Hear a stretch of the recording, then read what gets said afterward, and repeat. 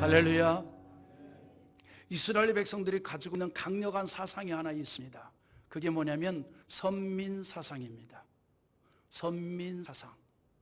그런데 이스라엘 백성들이 가지고 있는 이 선민사상은 우리가 일반적으로 알고 있는, 또 일반적으로 가지고 있는 선민사상하고는 좀 다른 겁니다. 여러분, 우리도 선민사상이라는 이런 그 용어를 사용합니다. 뭡니까? 자기 우월감에서 형성된 선민의식입니다. 우리 사회에는 병적으로 선민의식을 가진 사람들이 있습니다. 그래서 스스로 자신을 특별하게 여깁니다. 그리고 상대적으로 주변 사람들을, 다른 사람들 낮게 여기는 삐뚤어진 인격을 가진 사람들을 간혹 보게 됩니다. 많은 권력을 가졌기 때문에 선민의식을 갖고 있고, 많은 물질을 가지고 있기 때문에 선민의식을 가지고 있고, 그래서 그렇지 못한 사람들을 낮게 여기는 거예요. 스스로를 대단히 우월하게 여기는 겁니다. 그런가 하면은 권력도 없지만 물질도 없지만 자기 스스로가 가장 진실하고, 자기 스스로가 가장 고결하고, 자기 스스로가 가장 경건하고, 흠도 없고 점도 없고 티도 없이 스스로를 여겨서 다른 사람들을 다 죄인처럼 생각하는 그러한 사람들도 있습니다. 그런 특징이에요. 이러한 그릇된 선민의식을 가진 사람들은 그 선민의식의 출발이 자기 자신에게 있는 거예요. 자기에게. 나는 이렇게 권력을 가졌고, 나는 이렇게 많은 물질을 가졌고, 나는 이렇게 고결하고, 나는 이렇게 성결하고, 나는 이렇게 지식이 많고, 나는 이렇게 잘났고, 이런 선민의식. 그러기 때문에 너희들과는 다른 인생을 살아야 되고, 너희들과는 다른 대접을 받아야 된다라고 하는 그런 삐뚤어진 인격을 가진 선민의식을 가진 자들이 있습니다. 이런 분들에게 예전에 드라마에서 유행했던 딱 하나의 단어가 있습니다. 겉으로는 하지 말고 속으로 잘났어 정말.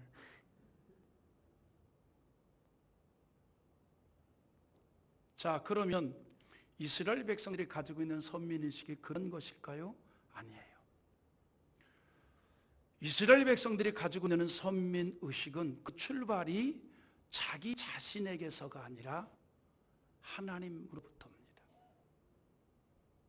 이게 차이가 있는 거예요. 오늘날 많은 사람들이 가지고 있는 선민의식은 출발이 자기 자신에게 있는 거예요. 자기 자신. 그러나 이스라엘 백성들이 가지고 있는, 구약 성경에서 이스라엘 민족들이 가지고 있는 그러한 선민의식이, 선민사상의 출발은 자기 자신에게서부터가 아니라 하나님으로부터 출발을 한 겁니다. 전능하신 하나님께서 선민으로 택하였다는 거예요. 그리고 그 하나님이 함께 하심으로 선민으로 살아갈 수 있었다는 겁니다. 때문에 구약시대에 이스라엘 백성들이 가지고 있는 선민의 가치는 하나님이 함께 하실 때 있다라고 하는 신앙이었습니다. 그래서 구약 성경을 보면 하나님이 함께 하신다는 것이 얼마나 귀하다는 것을 자주 보여주고 있습니다. 하나님께서 개인과 함께 하실 때 형통한 인생이 되었고, 이스라엘 민족과 함께 하실 때 강한 민족 국가가 되었습니다. 우리가 잘 아는 대로 요셉이 그렇지 않습니까? 그가 형통한 사람이 될 수 있었던 것은 하나님께서 그와 함께 하셨기 때문입니다. 창세기 39장 2절에 여호와께서 요셉과 함께 하심으로 그가 형통한 자가 되어 그 주인 애굽 사람의 집에 있으니라고 하였습니다. 하나님께서 요셉과 함께 하심으로 형통한 사람이 되었다는 겁니다. 그걸로 끝나지 않았어요. 이후에 3절에 보면은 그의 주인이 여호와께서 그와 함께 하심을 보며 또 여호와께서 그의 범사에 형통하게 하심을 보았더라 그랬습니다. 이스라엘 상인에게 요셉을 상인에게 돈을 주고 산 보디발이 가만히 요셉을 지켜보니 요셉이 믿는 여호와 하나님이 과연 요셉과 함께하는 것 같다는 거죠. 그리고 그 하나님께서 요셉의 생애를 형통케 하는 것으로 믿어지게 되었던 것입니다. 다윗이 자신의 인생을 돌이켜보면서 노년에 간증을 했습니다. 그리고 간증을 할 때에 무엇을 간증했냐면 하나님이 함께 하심에 대한 고백을 합니다. 그리고 하나님이 함께 하신다면 어떤 어두운 상황이라 할지라도 염려하거나 두려워할 이유가 없다라고 말합니다. 바로 시편 23편 4절에서 했던 고백인데 우리 한번 같이 읽어보겠습니다. 내가 사망의 음침한 골짜기로 다닐지라도 해를 두려워하지 않을 것은 주께서 나와 함께 하심이라. 주의 지팡이와 막대기가 나를 안위하시나이다. 무슨 말이에요? 내가 사망의 음침한 골짜기로 다닐지라도, 다시 말해서 내 인생의 어두운 길, 힘든 길, 고난의 길을 간다 할지라도 내가 해를 당할 것을 두려워할 이유가 하나도 없다는 것입니다. 왜냐하면 주께서 나와 함께 하시기 때문이다. 그래서 하나님이 함께 하신다는 것은 축복입니다. 때문에 사도 바울이 축복하기를 무엇 축복한 줄 알아요? 하나님이 함께 하기를 축복했습니다. 저도 우리 모든 성도들과 그리고 성도들의 가정과 경영하는 사업에 하나님이 함께하는 은혜가 있기를 주의 이름으로 축원합니다. 여러분 모두에게 하나님이 함께하기를 원합니다. 사도 바울이 바로 그렇게 축복했습니다. 데살로니가 후서 3장 16절에서 이렇게 축복하고 있습니다. 평강의 주께서 친히 때마다 일마다 너희에게 평강을 주시고 주께서 너희 모두 사람과 함께 하시기를 원하노라 그랬습니다. 때마다 일마다, 때마다 일마다, 날마다 주께서 친히 함께 하사 평강을 주시기를 원한다 이 말이에요. 이런 은혜가 우리 교회에도 함께 하기를 원하고 우리 성도들에게도 함께 하기를 원합니다. 이스라엘 백성들이 가지고 있는 선민의식의 가치는 바로 그거예요. 하나님이 선택해 주었고 하나님이 함께 주셨기에 우리는 형통한 자가 되었고 우리는 선민의 삶을 살 수가 있다는 거예요. 그 은혜가 이제는 영적인 이스라엘 백성들의 모든 그리스도인들에게 적용이 된다는 사실입니다. 바울 사도는요, 하나님의 백성들에게 있어서 하나님이 함께 한다는 것이 얼마나 중요하다는 것을 그의 복음 사역을 통해서 너무나 자주 알게 되었고 경험하게 되었고 깨닫게 되었습니다. 그래서 그는 항상 축복할 때 주 은혜가, 주의 은혜가 함께 하기를 원한다라고 축복했습니다. 특별히 바울이 복음을 전하면서 앞서 말씀드린 대로 그의 모든 사역이 자기의 힘으로가 아니라 하나님이 함께 하심으로, 하나님께서 은혜 주심으로, 하나님께서 능력 주심으로 복음 사역의 열매를 거둘 수 있다는 걸 알게 되었어요. 그래서 사도행전 11장 21절에도 이런 말씀이 있습니다. 주의 손이 그들과 함께 하시며 수많은 사람들이 믿고 주께 돌아오더라. 주의 손이 함께 했다는 거예요. 그러니 수많은 사람들이 주님께 돌아왔다는 것입니다. 그래요, 여러분, 이겁니다. 이것이 뭐냐면 신앙의 신비예요. 내 힘으로도 안 되고 내 능으로도 안 되고 하나님의 은혜로 되는 게 신앙생활이에요. 여러분, 세상의 사업은, 세상의 일은 이마에 열심히 땀을 흘리면 어느 정도 소득을 거둘 수 있습니다. 근데 신앙은 그거하고 조금 달라요. 그래서 신앙은 신비라고 하는 거예요. 하나님이 은혜를 주셔야 합니다. 하나님이 감동해 주셔야 한다는 거죠. 여러분, 바울이 예수를 만나고 나서 예수에 미친 사람이잖아요. 그래 자기의 모든 것을 다 배설물로 여기고 일생 동안 예수를 증거한 자가 되었어요. 가는 곳마다 예수를 전했어요. 모든 사람들이 예수를 만나기를 원했어요. 그런데 자기가 아무리 논리적으로 논법적으로 열심히 전한다고 해서 열매가 거둬지는 것이 아니라 주의 손이 함께 할 때 가능하다는 걸 알게 되었다는 거죠. 주의 손이 함께 할 때. 그래서 하나님이 함께 하신다는 것이 그 축복이라는 겁니다. 예수님께서도 부활 승천하시면서 그 축복을 말씀했지요. 마태복음 28장 20절에서 뭐라 그랬습니까? 내가 너에게 분부한 것을 가르쳐 지키게 하라. 볼지어다 내가 세상 끝날까지 너희와 항상 함께 있으리라 하시니라. 할렐루야. 내가 너희와 항상 함께 있으리라. 멋진 약속 아닙니까? 항상 함께 한다. 그런데 예수님께서 함께 하시는 것은 이유가 있습니다. 여러분, 우리가 기억할 것은요, 하나님은요 목적 없이 이루는 일이 하나도 없습니다. 반드시 목적이 있습니다. 뜻이 있어요. 그래서 예수 믿는 사람이 자빠질 때도 뜻이 있습니다. 일어날 때도 뜻이 있습니다. 그래서 우리 예수 믿는 사람들은 항상 하나님 앞에 거룩한 질문을 던져야 돼요. 주여, 하나님의 뜻이 무엇이니까? 하나님이 어떻게 영광받기를 원합니까? 할렐루야. 웃기는 말로 우리가 예수 믿는 사람들은 길을 가다가 탁 자빠졌을 때 순간적으로, 여러분 딱 넘어지면은 사람들이 그러잖아요. 창피하잖아요. 사람들이 다 쳐다볼까 봐. 근데 넘어지는 사람들을 보면 두 가지 반응이 있더라고요. 딱 넘어지면 그 자리에서 즉시 어우 아파 즉시 반응하는 사람이 있어. 그런데 어떤 사람은 딱 넘어지면 얼른 일어나가지고 한참 간 다음에 아이고 아파.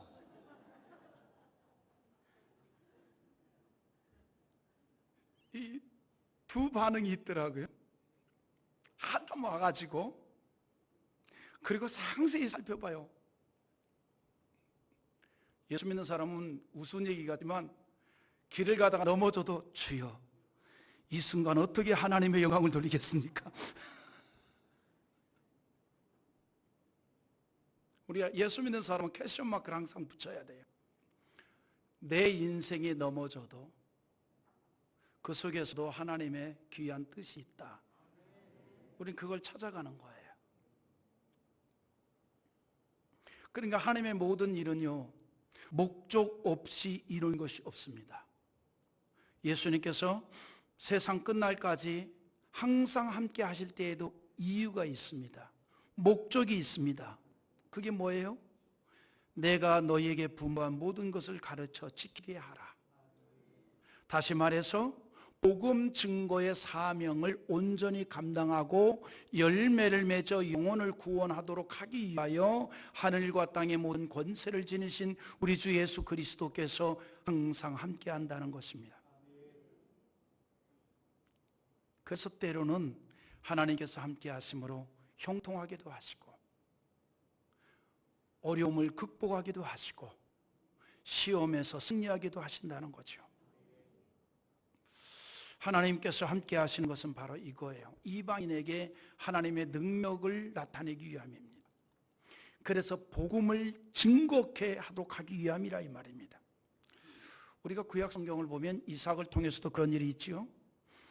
이삭이 가뭄으로 인해서 블레셋 땅에 들어가는데 하나님께서 이삭에게 엄청나게 축복하니까 블레셋 사람들의 시기와 질투가 너무너무 높아지는 거예요. 그래서 할 수 없이 이삭을 이제 블레셋 땅에서 추방을 시킵니다. 광야로 다시 나오게 되었습니다. 근데 희한한 일이 일어났어요. 이삭이 우물을 파면 셈의 근원이 되는 겁니다.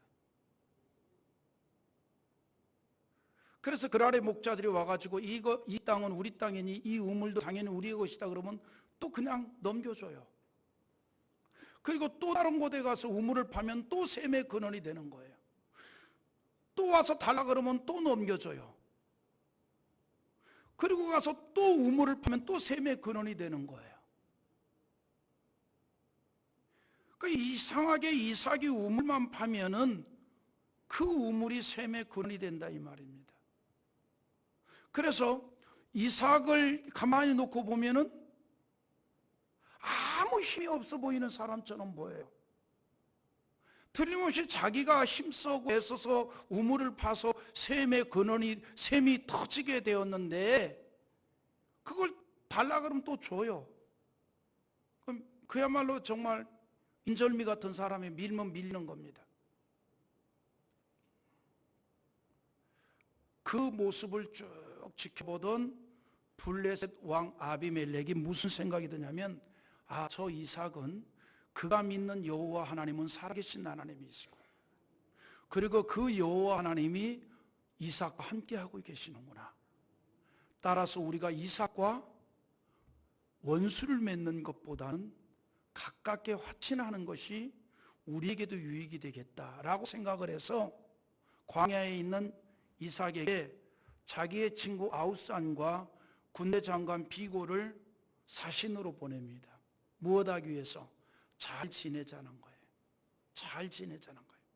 그때 한 말이 창세기 26장 28절인데 한번 읽어보겠습니다. 26장 28절. 그들이 이르되 여호와께서 너와 함께 계심을 우리가 분명히 보았으므로 우리의 사이 곧 우리와 너 사이에 맹세하여 너와 계약을 맺으리라 말하였노라. 자, 여기서 중요한 말이 있습니다. 아비멜렉이 보낸 두 사람들이 이삭에게 한 말이에요. 여호와께서 너와 함께 계심을 우리가 분명히 보았으므로. 여러분, 우리가 이 땅에서 하나님의 백성으로 살고 있습니다. 그런데 하나님이 함께하는 사람이라는 말을 듣는다면 그는 참으로 신앙적인 복을 받은 사람이라고 할 것입니다. 이삭이 그랬습니다. 하나님을 알지 못하는 이방 사람들이 이삭에게 이렇게 말합니다. 여호와께서 너와 함께 계심을 우리가 분명히 보았다. 오늘 여러분, 우리가 하나님이 함께하는 사람으로 비춰질 수 있기를 원합니다. 하나님은 우리와 함께 하시잖아요. 하늘과 땅의 모든 권세를 지니신 예수 그리스도께서 나와 함께 하시잖아요. 우리 교회와 함께 하시잖아요. 그리고 우리는 세상에 주님이 함께하는 자로 비춰질 수 있는 그러한 하나님의 사람들이 될 수 있기를 원한다는 겁니다. 여러분, 이런 일들이 구약 성경에 참 많아요. 하나님을 알지 못하던 다리오 왕이 사자굴에서 살아난 다니엘에게 뭐라고 얘기합니까? 또 읽어보십시다. 다니엘서 6장 27절인데 같이 한번 보겠습니다. 그는 구원도 하시며 건져내기도 하시며 하늘에서든지 땅에서든지 이적과 기사를 행하시니로서 다니엘을 구원하여 사자의 입에서 벗어나게 하였음이라 하였더라. 누가 한 말이에요? 다리오 왕이 한 말이에요. 누구에게? 다니엘에게. 다니엘이 믿는 하나님은 구원도 하시고 건져내기도 하시고 하늘에서든지 땅에서든지 이적과 기사를 행하시느니라, 이렇게 말합니다. 이런 은혜가 우리 모두에게 있기를 주의 이름으로 축원합니다. 여러분, 성경은 이처럼 하나님이 함께 하심으로 잘되게 하시는 하나님의 역사로 가득합니다. 하나님께서는 당신의 선한 뜻을 이루기 위해서 하나님의 사람과 함께 하시고 무슨 일이든지 결국은 선한 길로 인도를 하신다는 거죠. 우리의 가는 길이 그런 하나님이 함께 하시고 선한 역사가 나타날 수 있기를 소망합니다. 할렐루야. 바울 사도가 로마서 8장 28절에 한 말이 있잖아요. 우리가 알거니와 하나님을 사랑하는 자 곧 그의 뜻대로 부르심을 입은 자들에게는 모든 것이 합력하여 선을 이루느니라. 믿습니까?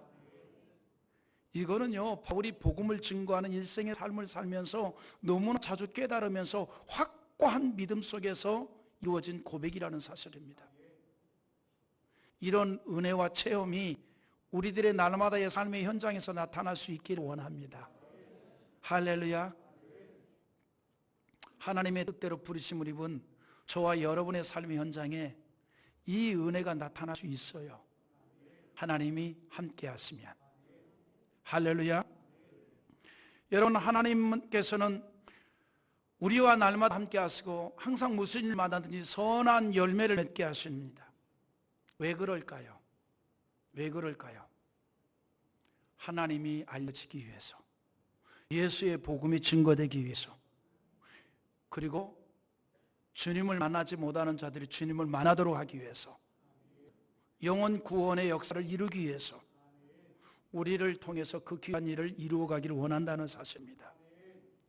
그 일을 위해서 교회를 세우시고 또 교회를 이끌어 가시는 하나님인 줄 믿습니다. 그리고 교회의 구성원들을 통해서 생명의 복음이 증거되게 하신다는 겁니다. 우리 교회도 그 같은 하나님의 위대한 섭리 가운데, 구원의 위대한 역사 가운데 포함되어 있습니다. 그래서 설립하게 하셨고 39년 동안 충성하는 일꾼들을 통해 지금까지 구원방주의 사명을 감당하도록 하신 줄 믿습니다. 여러분, 예수님의 비유 가운데요, 한 알에 썩어지는 밀알 비유가 있습니다. 한 알의 밀이 땅에 떨어져 썩지 아니하면 한 알 그대로 있지만 썩으면 많은 열매를 맺는다. 그 한 알의 밀이 바로 십자가에 달려 죽으실 예수 그리스도를 예표하기도 합니다. 그분께서 십자가에 달려 대속의 제물이 되으셨고, 그래서 십자가에 달려 죽으심으로 우리의 모든 죄를 용서받았고, 장사한 지 3일 만에 부활하심으로 우리 모두 또한 부활의 소망을 얻는 자가 되었습니다. 근데 이게 진리예요. 어느 가정이나 어느 단체나 어느 사회나 썩어지는 밀알이 있을 때 살아납니다. 가정도 마찬가지예요. 그 가정을 위해서 누군가가 썩어지는 밀알이 있으면 그 가정은 풍성한 열매를 맺는 가정이 될 수 있어요. 과거에는 주로 어머니들이 썩어지는 밀알이 됐습니다. 내가 참고 살지. 요즘은 바뀌었대. 요즘 바뀌었대. 누가 참느냐? 남자들이 내가 참지. 마님 어찌할까요? 어느 가정이든지 썩어지는 밀알이 있으면 그 가정이 풍성한 열매를 맺어요. 사회도 마찬가지입니다. 그래서 건강한 사회는 어떤 사회가 건강한 사회냐면 그 사회를 위해서 썩어지는 밀알들이 있으면 그 사회가 건강한 사회가 되는 거예요. 교회도 마찬가지입니다. 주님의 몸된 제단을 위해서 썩어지는 밀알 같은 보석과도 같은 충성하는 일꾼들이 있을 때 그 교회가 주님 오는 그날까지 교회적인 사명을 온전히 감당하여 나갈 수 있는 거예요. 우리 교회도 39년 동안 하나님께서 이끌어 주셨는데 썩어지는 밀알처럼 충성하는 일꾼들을 통해서 이날까지 오게 된 줄 믿습니다. 그걸 하나님께서 받으신다는 거죠. 그래서 하나님의 역사를 이루는 제단으로 붙잡아 주시는 겁니다. 오늘 우리 교회가 주님 오시는 그날까지 교회로서의 사명을 더 잘 감당하는 복된 제단 될 수 있기를 원합니다. 그런데 그 모든 일들을 위해서 주님이 함께 하신다는 거죠. 그래서 때로는 어려움 속에서도 합력하여 선을 이루시는 하나님의 기가 막힌 역사를 이루신다는 겁니다. 바울이 그거를 체험했습니다. 이 사도행전 후반부에 가면 그런 기가 막힌 스토리가 있습니다. 바울이 말이죠, 1차, 2차, 3차 전도 여행을 마치니까 이제 노인이 됐어요. 세계 선교를 1, 2, 3차를 걸쳐서 마치고 나서 보니 노인이 됐습니다.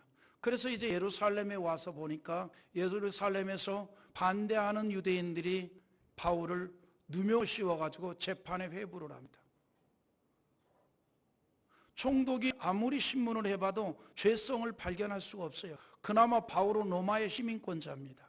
함부로 판결을 내릴 수가 없어서 곤란하니까 바울을 직접 황제에게 재판받으라고 로마로 보내는데 그냥 보내는 것이 아니라 다른 죄수들과 함께 큰 배에 태워서 로마로 보내게 되었습니다.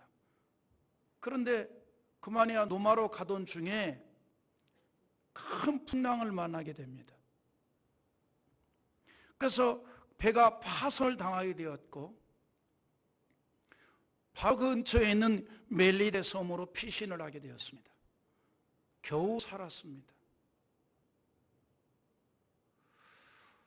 평생 동안 복음을 증거하던 바울이 예루살렘에서 억울한 누명을 이제 죄인이 되어가지고 로마로 가다가 그만이야 큰 풍랑을 만나서 그 큰 배가 파손을 당하고 그래서 겨우 헤엄을 치고 어떻게 해서 멜리데 섬이라는 곳에 다 이제 이 피신을 하게 되었습니다. 그때 마침 날이 서늘해서 모닥불 피웠단 말이에요. 모닥불. 내가 가만히 보니까 바울이 부지런한 것 같아요. 왜냐하면 거기에는 바울만 있었던 거 아니라 276명이라는 다른 죄인들도 있고 또 이 선원들도 있는데 이 모닥불을 피우는데 바울이 부지런했던 것 같아. 모닥불이 이제 활활 잘 타고 나뭇가지를 모아왔어요. 노인인데 그 나뭇가지를 탁 모아가지고서 그 나뭇가지를 그 이 모닥불에다가 떡 던지는 그 순간에 그 나뭇가지 그 속에 숨어있던 맹독성을 지닌 독사가 바울의 팔을 꽉 물었던 겁니다. 그냥 불만 쬐고 있지. 그때에 그 멜리데 섬의 원주민들이 자기들 스스로 판단을 내려요. 사람은요, 어떤 사건이 발생하면 자기중심적으로 생각하고 판단합니다. 꼭 그렇게 해요. 그러니까 여러분, 세상에는요, 모두가 다 내 마음을 다 이해해 줄 수는 없는 거예요. 그렇게 사시기 바랍니다. 자기 스스로 판단해요. 뭐라고 판단하는 거 아니? 아, 방금 독사에 물린 저 사람이 죄인이 맞다. 저 배가 죄인 수송선 아니었나? 그런데 풍랑을 만났어. 죽을 자가 살아났는데 저놈이 죄인이라서 어차피 죽을 자라고 하늘이 벌을 내리사 독사에 물게 했으니 풍랑에선 살았을지 모르지만 곧 죽을 거다 생각하면서 언제 죽나 쳐다보고 있는 거예요. 참 심보하고. 여러분, 우리는요, 저놈 언제 망하나 이렇게 쳐다보지 말고 저 사람 언제 흥하나 이거를 기대하시기 바랍니다. 아멘입니까? 옆에 있는 분 한번 쳐다보세요. 어떤 눈으로 봤어요? 에? 어떤 눈으로 보셨습니까? 상대를 바라볼 때에 언제 더 흥하나 이렇게 바라봐야지. 할렐루야. 에? 저거 언제나 망하나 이렇게 보면 눈동자까지 달라져. 이 멜리데 섬에 있는 사람들이 바울을 그렇게 쳐다봐서요. 저가 곧 죽을 것이다. 그런데 그 독사에 탁 물린 그 순간 바울이 독사를 툭 쳐서 불 속에다 던져 넣었어요. 곧 죽을 줄 알았어요. 멀쩡해요. 사람 마음이 이렇게 간사해요. 곧 죽을 줄로 알았어. 죄인인 줄 알았어. 그러니까 살아나니까 아, 저 사람은 사람이 아니다 신이다. 바라보는 게 또 바뀌어요. 사람의 마음이 이래요. 그럼 어떤 의식을 가지고 바라보느냐고 하는 게 이렇게 달라지는 겁니다. 어떤 의식. 그래서 사람이 안 좋은 선입견을 가지고 바라보면 어떤 말, 어떤 행동을 하든지 안 좋게 보이는 거예요. 좋은 선입견을 가지고 바라보면 다 좋게 보이는 거예요. 이게 생각과 바라봄의 원칙인데 저는 여러분들이 다 귀하게 보입니다. 아멘 하든지 말든지. 여러분이 저를 어떻게 보이는지 모르겠지만 좋게 볼 줄 믿습니다. 지금 아멘 한 분들은요, 내가 생각해 볼 때 천대가 잘 될 뿐이고 돌아가시는 그날까지 행복할 분들이에요. 자, 본문으로 갑시다. 바울은 예기치 아니하는 어려움을 당했습니다. 풍랑을 만났습니다. 배가 파선이 됐습니다. 죽을 고비를 넘겨서 멜리데 섬에 피신했습니다. 그런데 거기에서 또 독사에 물려서 죽을 것만 같은 상황이 되었습니다. 불의의 사고예요. 그러나 그 사고는 바울에게 있어서는 불의의 사고처럼 보였지만 반전이 있습니다. 더 잘되게 하시는 하나님의 역사가 있었다는 거예요. 오히려 그 일로 인해서 멜리데 섬이 복음화되었습니다. 여러분, 우리가 살다 보면 마음에 전혀 원치 않은 예기치 못한 어려움을 당할 수 있습니다. 전혀 생각지 못했던 사건을 만날 수 있습니다. 하지만 우리가 하나님을 사랑하고 하나님을 의지하고 있다면 전혀 염려치 않기를 바랍니다. 시편 34편 19절에 이렇게 말합니다. 의인은 고난이 많으나 여호와께서 그의 모든 고난에서 건지시는도다. 의인이 누구예요? 믿음으로 사는 사람들이에요. 믿음으로 사는 사람에게는 고난이 많답니다. 그러나 염려하지 않기를 바랍니다. 그 모든 고난에서 건지시는 하나님이 함께하는 줄 믿습니다. 그래서 하나님은 그의 백성들이 이 세상에 사는 동안에 안 되는 일을 만났을지라도 그 일을 통해서 영광을 받으십니다. 왜냐하면 우리는 전능하신 하나님의 백성이기 때문입니다. 그러므로 신명기 33장 29절에 이렇게 말하고 있습니다. 우리 한번 나같이 읽어보겠습니다. 이스라엘이여 너는 행복한 사람이로다. 여호와의 구원을 너같이 얻은 백성이 누구냐? 그는 너를 돕는 방패시요 내 영광의 칼이시로다. 내 대적이 내게 복종하리니 너가 그들의 높은 곳을 밟으리로다. 할렐루야. 하나님 그의 백성들이 어려운 일을 당할 때 반드시 승리하게 합니다. 무엇 때문입니까?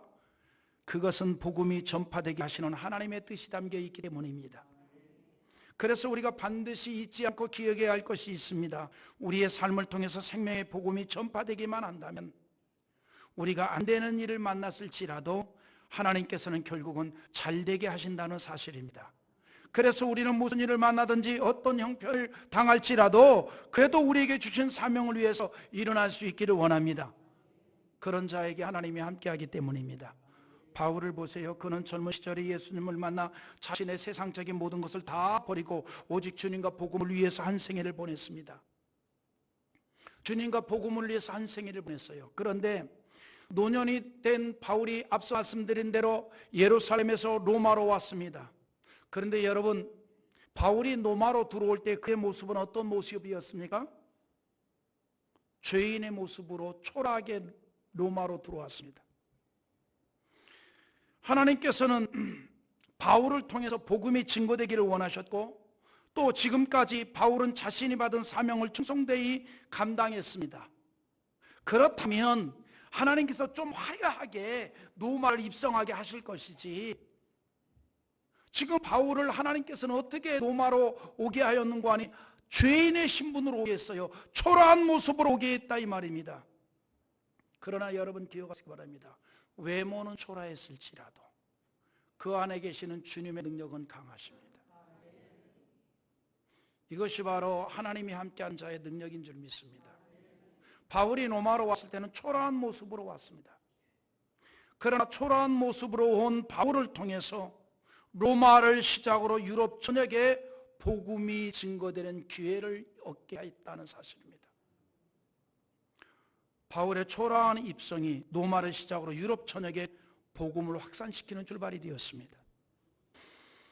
바울은 로마에 머물면서 무엇을 했는가 하니 기회가 될 때마다 복음을 전합니다. 우리 한번 읽어봅시다. 23절 다시 봅니다. 본문인데 같이 봅니다. 그들이 날짜를 정하고 그가 유숙하는 집에 많이 오니 바울이 아침부터 저녁까지 강론하여 하나님의 나라를 증언하고 모세의 율법과 선지자의 말을 가지고 예수에 대하여 권하더라. 할렐루야. 바울이 로마에서 유숙하는 동안에 아침부터 저녁까지 하나님의 나라를 증거했습니다. 주의 복음을 전했다는 겁니다. 그런데 보세요. 예나 지금이나 복음을 듣고 받아들이는 반응은 극과 극입니다. 믿는 자도 있고 믿지 않는 자도 있습니다. 24절에 뭐라고 얘기하는가 하니 그 말을 믿는 사람도 있고 믿지 아니하는 사람도 있어겠습니다. 예나 지금이나예요. 바울은 하나님의 나라에 대해서 그리고 예수님에 대해서 증거를 하였습니다. 그런데 그것에 대해서 믿는 자도 있고 믿지 않는 자도 있다 이 말입니다. 똑같이 복음을 들어도요 믿는 자가 있고 믿지 않는 자가 있습니다. 똑같이 설교를 들어도요 은혜 받는 자가 있고 시험 드는 자가 있습니다. 그러나 여러분들은 은혜 받는 자 되기 바랍니다. 은혜 받는 자. 바울은 로마에서 2년 동안 머무르면서 자기를 찾아오는 모든 사람들 기쁨으로 영접하고 그들에게 예수 그리스도에 관한 소식을 전합니다. 천국을 전했습니다. 바울은 지금 죄인된 신분이기 때문에 마음대로 이동할 수가 없어요. 그러나 찾아오는 사람들에게 힘써서 복음을 전했고 갇혀서 갈 수 없는 지역의 성도들을 위해서는 서신을 통해서라도 권면을 했습니다. 사도 바울이 로마에 머문 것은 재판을 받기 위해서 죄인된 신분으로 머물러 있었지만 그 기간은 복음이 활발하게 전파되는 기간이었습니다. 그래서 여러분 사도행전 마지막 장 마지막 절인 31절은 이렇게 끝냅니다. 한번 다 읽고 마치겠습니다. 다 같이 봅니다. 하나님의 나라를 전파하며 주 예수 그리스도에 관한 모든 것을 담대하게 거침없이 가르치더라. 여러분 사도행전 마지막 장 마지막 절이 뭘로 끝나는 줄 알아요? 담대하게 거침없이 가르치더라. 사도행전의 끝입니다. 무엇을 말합니까? 담대하게 거침없이 복음은 증거되어야 합니다. 하나님의 사역은 예수님이 재림하실 때까지 멈출 수 없는 거룩한 사역이요 우리가 감당해야 할 사역인 줄 믿습니다. 그래서 오늘 저는 설립 39주년을 맞이하면서 설교의 제목을 이렇게 잡았습니다. 그래도 우리의 사명을 위하여. 그것이 뭡니까? 복음이 증거되는 일입니다. 영혼을 구원하는 일입니다. 이것이 바로 교회됨의 모습입니다. 이것이 교회됨의 모습이에요. 우리의 현실이 때로는 신앙적인 어려움을 만날 수 있습니다. 지금 우리의 상황이 정말 어렵습니다. 매우 어려워요. 영적으로 매우 어려워요. 어느 사회학자가 한 말이 있습니다. 복음이 활발하게 전해질 때는 사람들의 마음속에 감사의 감성이 많을 때 복음이 활발하게 전해진대요. 그런데 감사의 감성이 사라지면 복음도 받아들여지질 않는답니다. 근데 그 다음 말이 또 재밌어요. 재밌는 거? 하여튼 GNP가 상승할수록 사람들의 마음에 감사가 소멸된답니다. 맞는 것 같아. 여러분 우리가 보편적으로 보면 가난할 때 더 많이 감사를 합니까? 부자일 때 더 많이 감사합니까? 한번 생각해 보세요. 여러분 우리말에 콩 하나라도 나눠 먹는다 그러잖아요. 못 먹고 배고픈 시절에는요 떡 하나 해서 나눠 먹으면 그게 그렇게 고마웠던 시절 아닙니까? 오늘 떡 드리는데 어떤 마음으로 받는지 모르겠어요. 여러분 주일학교 아이들한테 떡을 나눠주면요 반드시 계단 한 구석에 한두 개가 숨어 있어요. 아이들이 놓고 간 거예요.